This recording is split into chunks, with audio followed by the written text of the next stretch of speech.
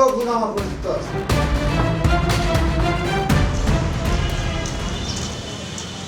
নব্বই দশকের দিকেও রাজধানী ঢাকায় খেলার মাঠ ছিল চোখে পড়ার মতো।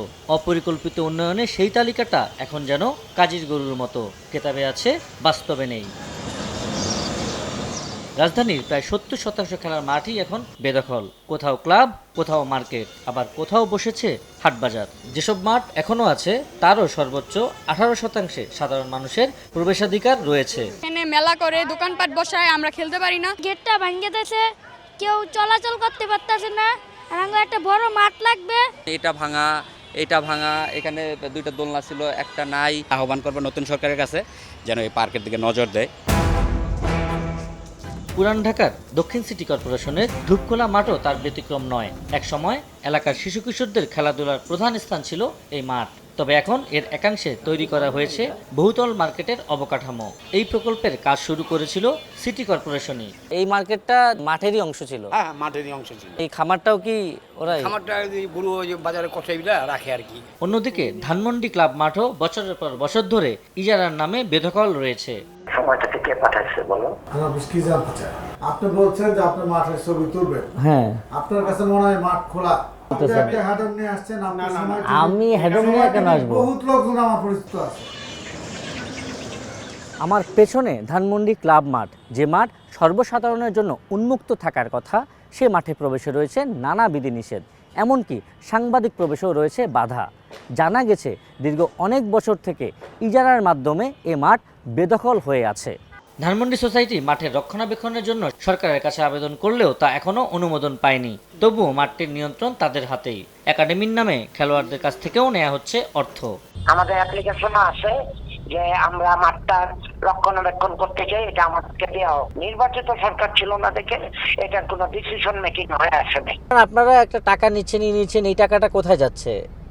এটা সোসাইটি কালেক্ট করে এটা আবার পে করে দিচ্ছে। হ্যাঁ, কাদেরকে পে করছে?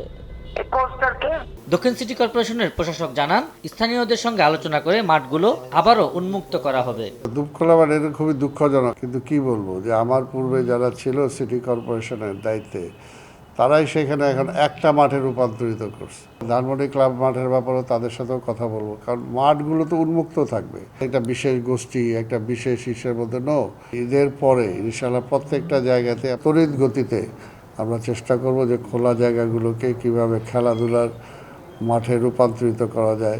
উত্তর সিটি কর্পোরেশনের চিত্র অনেকটা একই। প্রায় 50 বছরের বেশি সময় ধরে দখল হয়ে আছে মিরপুর 6 নম্বরের ঈদগাহ, যেখানে মাঠ জুড়ে গড়ে উঠেছে কাঁচা বাজার। দোকান প্রতি মসজিদ কমিটি যত দোকান আছে এখান থেকে খাজনা নেয় মসজিদের আন্ডারে।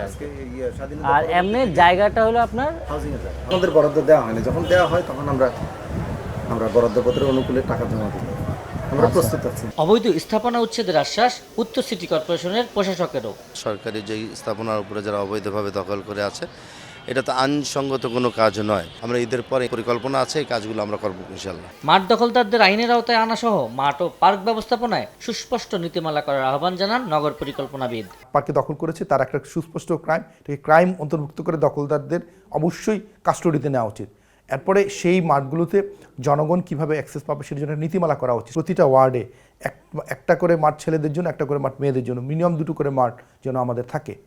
এবং যেগুলো প্রাতিষ্ঠানিক মাঠ আছে সেগুলো যেন বিকেলবেলা যখন স্কুল কলেজগুলো বন্ধ থাকে এলাকাবাসীর জন্য খুলে দেওয়া হয়। রাজধানীর মাঠ পার্ক দখলমুক্ত করতে দ্রুত ও কঠোর পদক্ষেপ নেওয়ার দাবি নগরবাসীর। অপরিকল্পিত নগরায়ন, দখলদারিত্ব, মাঠের ইজারা সহ বিভিন্ন স্থাপনা নির্মাণের ফলে ঢাকা শহরের 70% মাটি হয়েছে বেদখল হয়েছে পার্কও।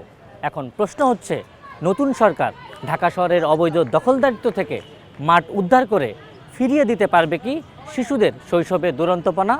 আবু সাইদ নিশান, সময় সংবাদ, ঢাকা।